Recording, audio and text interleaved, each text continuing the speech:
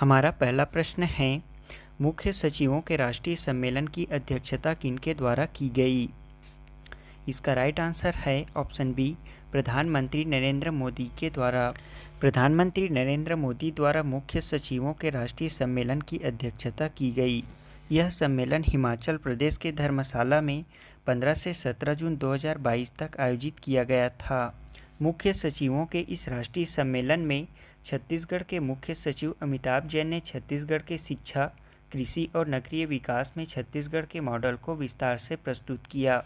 याद रखेंगे, इस मुख्य सचिवों के राष्ट्रीय सम्मेलन का आयोजन हिमाचल प्रदेश के धर्मशाला में आयोजित किया गया था, जिसकी अध्यक्षता प्रधानमंत्री नरेंद्र मोदी के द्वारा किया गया और छत्तीसगढ़ के मुख्य सचिव अमिताभ जैन इसमें शामिल थे। अगला प्रश्न है, छत्तीसगढ़ शासन द्वारा चलाए जा रहे मलेरिया मुक्त छत्तीसगढ़ अभियान के तहत हाल ही में प्रदेश के किस जिले में अभियान के 100% लक्ष्य को पूर्ण कर लिया गया है? इसका राइट आंसर है ऑप्शन सी, नारायणपुर जिले में। छत्तीसगढ़ शासन द्वारा चलाए जा रहे मलेरिया मुक्त छत्तीसगढ़ अभियान के तहत हाल ही में प्रदेश के नारायणपुर जिले में अभियान का 100% लक्ष्य पूर्ण कर लिया गया है। यहां अब तक पूर्ण 1,42,000 लोगों की मलेरिया जांच की जा चुकी है। बता दें कि जिले में बीते 17 मई से 16 जून 2022 तक मलेरिया मुक्त छत्तीसगढ़ अभियान का संचालन किया जा रहा था, जिसमें सर्वे किए गए कुल घर, स्कूल, आश्रम, छात्रावास, पोटा केबिन, अर्धसैनिक बलों के कैंप आदि की संख्या 25,500 थी। इस दौरान 1,41,891 लोगों के मलेरिया की जांच की गई थी, जिसमें 2,566 लोग पॉजिटिव पाए गए। अगला प्रश्न है, छत्तीसगढ़ की उस वेट लिफ्टर का क्या नाम है जिन्हें हाल ही में देश के नंबर 1 वेट लिफ्टर का दर्जा दिया गया है? इसका राइट आंसर है ऑप्शन डी, ज्ञानेश्वरी यादव।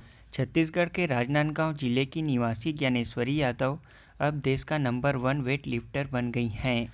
बता दें कि हिमाचल प्रदेश में चल रहे वेट लिफ्टिंग रैंकिंग की राष्ट्रीय प्रतियोगिता में वेट लिफ्टर ज्ञानेश्वरी यादव ने फिर से स्वर्ण और रजत पदक अपने नाम किए हैं। वेट लिफ्टिंग प्रतियोगिता के जूनियर वर्ग 49 किलोग्राम में गोल्ड मेडल जीतकर ज्ञानेश्वरी यादव देश की नंबर 1 वेट लिफ्टर बन गई हैं। ज्ञानेश्वरी ने सीनियर वर्ग में रजत पदक प्राप्त किए हैं।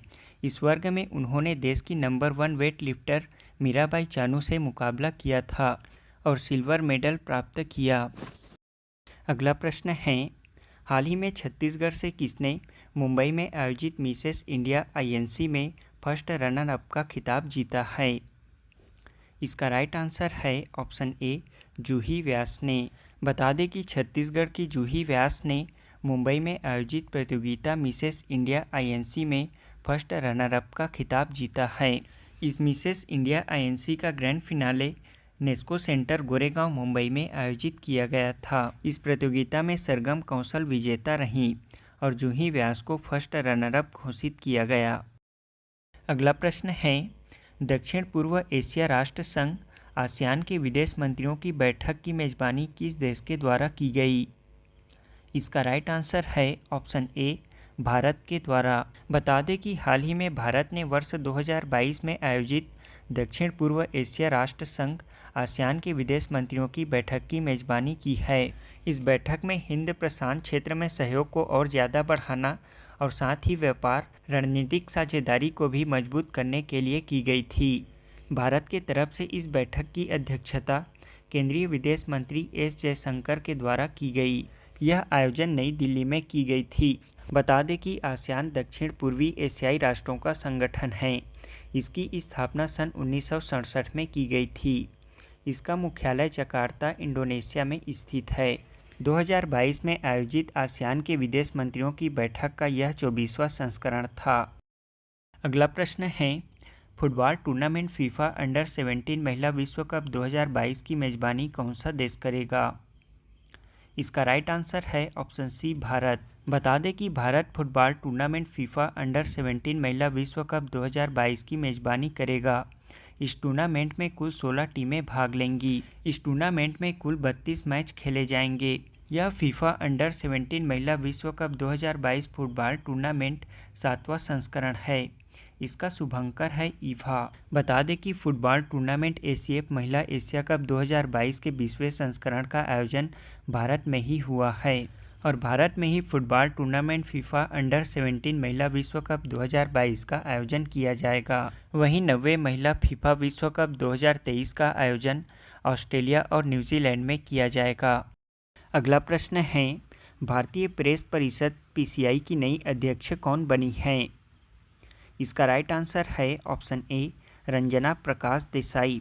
भारतीय प्रेस परिषद की नई अध्यक्ष रंजना प्रकाश देसाई को बनाया गया है। वे चंद्रमौली कुमार प्रसाद का स्थान लेंगी। बता दें कि भारतीय प्रेस परिषद की स्थापना सन 1966 में हुई थी। इसका मुख्यालय नई दिल्ली में स्थित है।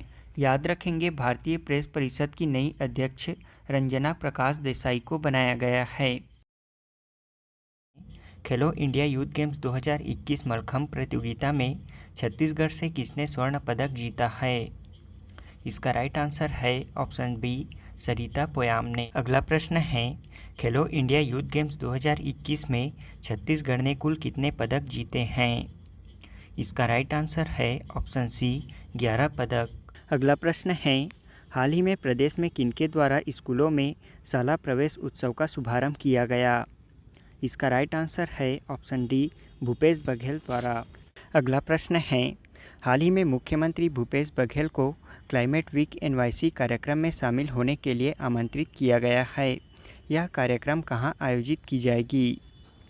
इसका राइट आंसर है ऑप्शन सी न्यूयॉर्क में। अगला प्रश्न है, भारत के मुख्य सचिवों का पहला राष्ट्रीय सम्मेलन कहां आयोजित किया जाएगा? इसका राइट आंसर है ऑप्शन डी हिमाचल प्रदेश में। अगला प्रश्न है, खेलो इंडिया यूथ गेम्स 2021 की पदक तालिका में कौन सा राज्य प्रथम स्थान पर रहा? इसका राइट आंसर है ऑप्शन ए हरियाणा राज्य। अब हम पिछले क्विज का आंसर जान लेते हैं।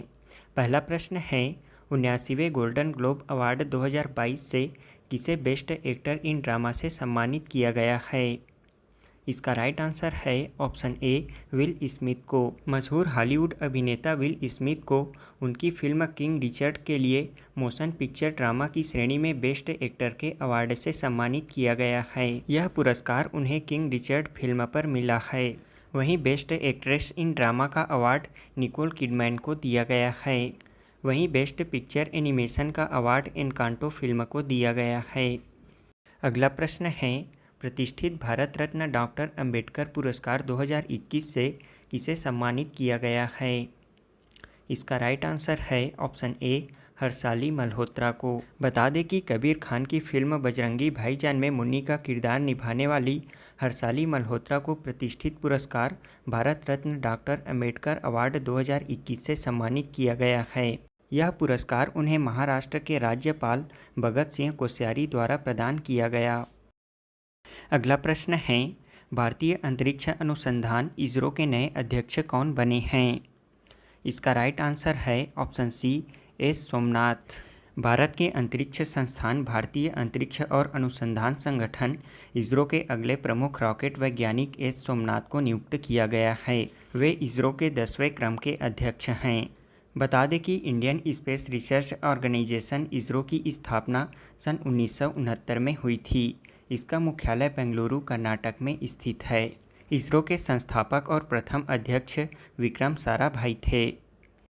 अगला प्रश्न है, राज्य सरकार द्वारा प्रदेश के किस स्थान में तीरंदाजी को प्रोत्साहित करने के लिए राज्य स्तरीय तीरंदाजी अकादमी खोलने की घोषणा की गई है?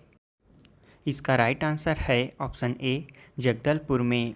प्रदेश के बस्तर जिला जगदलपुर में राज्य स्तरीय तीरंदाजी अकादमी खोलने की घोषणा की गई है। इस अकादमी का नाम शहीद गुंडाधुर राज्य स्तरीय तीरंदाजी अकादमी रखा जाएगा। इस अकादमी में बस्तर के खिलाड़ियों के साथ साथ राज्य के उत्कृष्ट तीरंदाजों को आवासीय एवं गैर आवासीय उच्च स्तरीय प्रशिक्षण की सुविधा प्राप्त होगी। अगला प्रश्न है, छत्तीसगढ़ के किस पुलिस ट्रेनिंग इंस्टीट्यूट को यूनियन होम मिनिस्ट्री ट्रॉफी दिया गया है? इसका राइट आंसर है option B Rajnandgaon police training institute को। राजनांदगांव पुलिस ट्रेनिंग इंस्टीट्यूट को यूनियन होम मिनिस्ट्री ट्रॉफी से सम्मानित किया गया है। हमारा आज के क्विज का पहला प्रश्न है, वन सर्वेक्षण रिपोर्ट 2021 के अनुसार देश में पिछले 2 वर्षों में वन वृक्षावरण में कितने वर्ग किलोमीटर की बढ़ोतरी हुई है। दूसरा प्रश्न है, देश का कौन सा राज्य पहली बार विश्व बधिर T20 क्रिकेट चैंपियनशिप 2023 की मेज़बानी करेगा। तीसरा प्रश्न है, प्रधानमंत्री नरेंद्र मोदी ने किस दिवस को राष्ट्रीय स्टार्टअप दिवस के रूप में मनाने की घोषणा की है। चौथा प्रश्न है, मिस वर्ल्ड 2022 का खिताब किसने जीता है। पांचवा प्रश्न है, प्रधानमंत्री ग्राम सड़क योजना की सड़कों की गुणवत्ता के मामले में देश का कौन सा राज्य प्रथम स्थान पर है।